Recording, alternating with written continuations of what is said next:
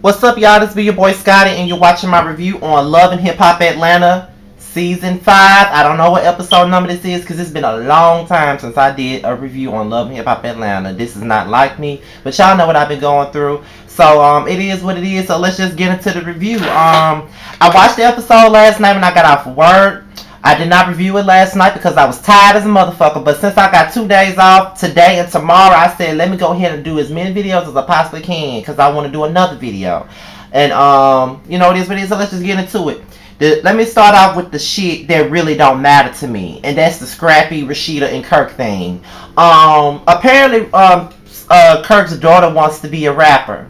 And she got this, you know, nasally, Minnie Mouse ass voice. And honestly, when I saw her performing, the song was actually hot to me. You know what I mean? Like, I can see her trying to be an artist. And I think the song, it was nothing really wrong with that song that she was performing. You know what I mean? Like, her voice might be a little bit nasally. And some people might have a hard time dealing with that at the beginning. But honestly, I think that she's a cute girl. And I think that with the right image, the right look, the right music or whatever, she'll be fine. But that song was cool that she was performing, so I can honestly give you props on that. But my thing about it is, I wouldn't take no tips from Rashida. Who the fuck can Rashida give any damn props for when her ass was sitting her legs up in the moon and chewing it like bubblegum and making niggas want to marry her with her flop ass? She can't give nobody no damn advice on how to be a successful rap artist because she ain't never been successful. So bitch, have a seat trying to critique somebody. But anyway, Rashida invited Scrappy to the event, and Scrappy brought Young Jock with him. And of course, the prune bitch felt like, you know, with him bringing Young Jock, that'll ease the situation. You know, that'll make it more easier for her to get him and Scrappy and Kirk on the right page. So Kirk comes over. They both tight with each other. They ain't speaking to each other. Scrappy ain't for the bullshit with Kirk or whatever. And you know what I'm saying? Rashida was like, it's not gonna be okay for me to be cool with let me see. It's not gonna be okay for me to be cool with Scrappy when he ain't cool with Kirk. This just not gonna work that way. It's just not gonna work. And we family, we need to get past this or whatnot. So Scrappy said, all I wanted was an apology. All he could have told me was, we got some business to take care of, and that's why I can't be there. That's all I wanted an apology for. And of course, Kirk gave him the apology. But my thing about it is, because I ain't done no videos in a while, all Rashida kept talking about was, I was out there filming Rosewood. I was out there filming. This bitch so happy that she got to film a motherfucking show besides Love and Hip Hop. That bitch don't know what to do with herself. Rashida, shut the fuck up about Rosewood. That 2-minute role you had. Oh, I was out filming Rosewood. I was out filming Rosewood. And where are you now, bitch? Shut the fuck up, okay? She was so happy to get that 2-second Kenya Moore ass roll on motherfucking Press. Bitch, have a seat. I mean, not Press. Damn, Rosewood. Bitch, have a seat, bitch.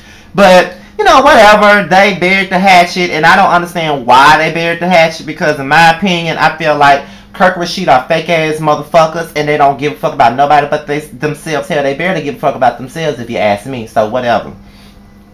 So then we get into Carly, and we get, you know, Carly and Jocelyn. We pick up from where we left off last night with Jocelyn blackmailing Carly. And honestly, y'all, for all this time I've been watching Love and Hip Hop Atlanta, Carly has always been one of my least favorites. You know what I mean? But last season, that kind of turned around for me. And yes, Carly is messy as hell. She does keep up a lot of shit. But I do think that when she fucks with you, she fucks with you. And I honestly believe that out of all these girls besides K. Michelle, Jocelyn was really the one that she fucked with like that. And I honestly see the emotion on her face while she's talking to Jocelyn, because she's really taken aback about how someone that you roll for is doing you like that. And y'all, I have a hot and cold relationship with Jocelyn Hernandez. You know what I mean? Like, I like the bitch one day, then I don't the next. However, I just feel like she does do Carly in. She does do Carly wrong. And I just don't know what to say. Like, sometimes, you know, Carly can be messy. Carly can be gossipy and doing all this fuck shit sometimes. Yes, she can do it. But I do feel like she does really, really, really, really, really love Jocelyn.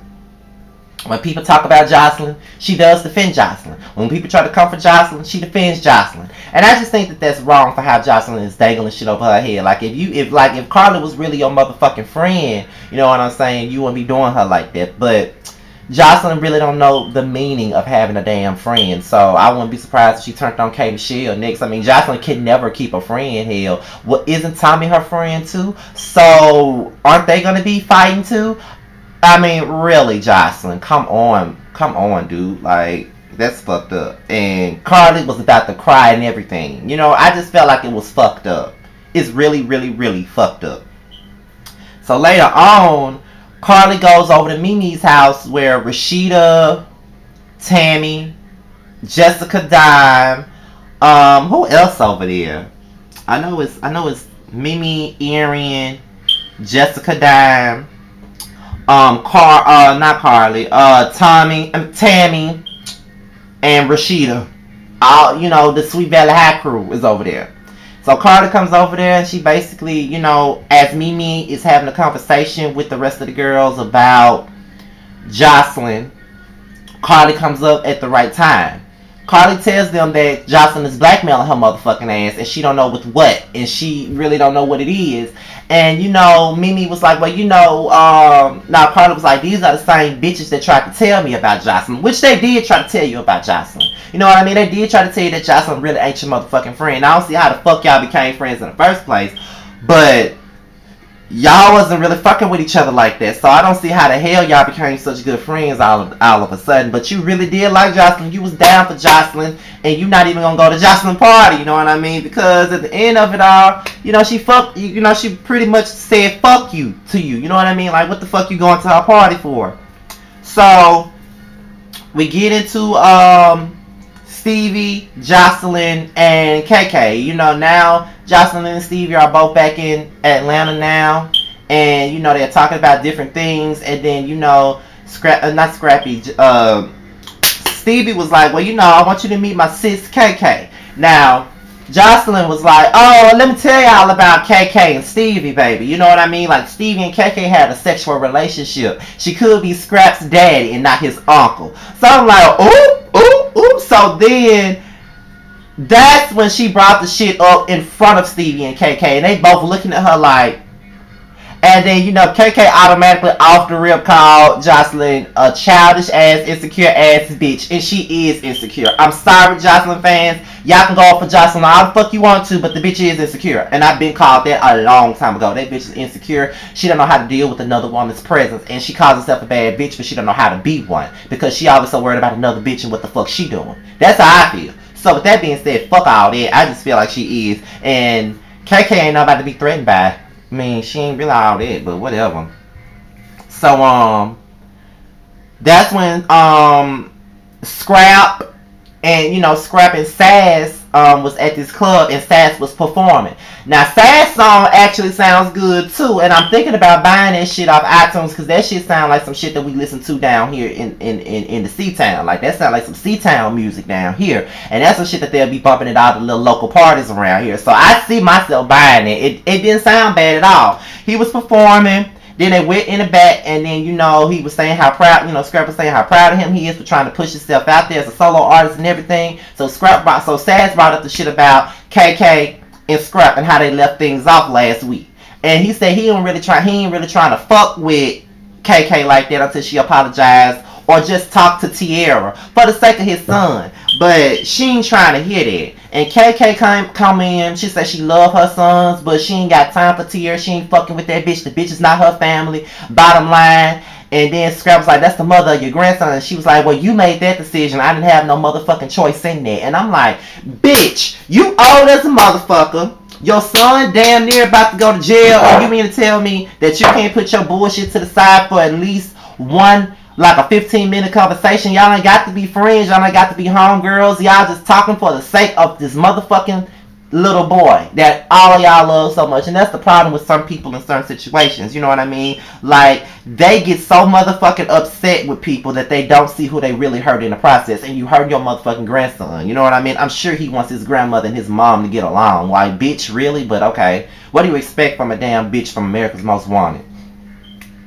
So Mimi and Joseline, they meet up for drinks and going out for lunch, and it just seems so fake. These frenemies and shit on this show is fake as a motherfucker, but it is nice to see them getting along. Now, in the midst of them having lunch and drinks and conversation, that's when Joseline pulls up another piece of paper to expose somebody else.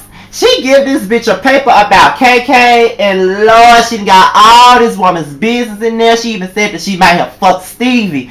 And Mimi was like, I'm glad you gave me this paper. I only met Karen once or twice or whatever, but I don't really know much about her. I'm like, Joseline is out to give out the tea all this season. And I'm honestly looking forward to what else she gonna bring, because she said she got something for everybody, and I want to know who this everybody is, because she already got some on Carly, she got some on KK. She got some on Rashida ass. Bitch, pull out the big guns on Rashida motherfucking ass. Expose that bitch, because I want you to put that bitch out on blast. Whatever the fuck secret that bitch got, please put it out there, because I cannot fucking stand Rashida ass.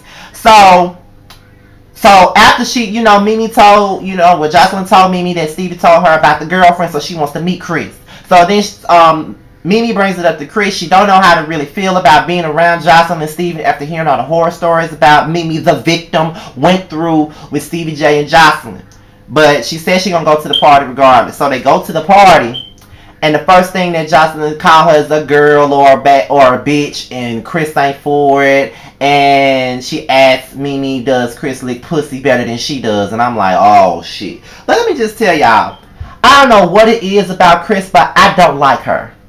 Or him, or whatever the fuck she wants to be. I don't like Chris. She's just annoying to me. And bitch, you are still a female. You know what I mean? Like, you ain't went through no surgery or nothing. Like, if you went through the surgery, then I call you a man. But right now, you still got a pussy, and you still got some titties. So I feel like you still a woman. I mean, yeah, you still a woman. You know what I mean? But I just don't like Chris. And just correct me if I'm wrong for not having a reason not to like her. I just don't like her. For some reason, I just can't get jiggy with her ass. But the last thing I'm going to talk about is Scrap.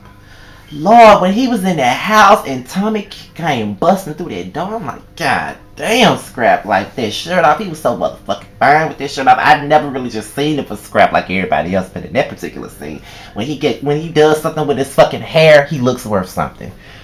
But whatever. So she runs up in the house looking for the bitch that Joseline claims that Scrap got besides her and Tierra. She can't find the bitch, so she goes to fuck off on Scrap. Scrap was like, I don't know what the fuck Tommy on, but she just coming up in the house looking for something, can't find shit.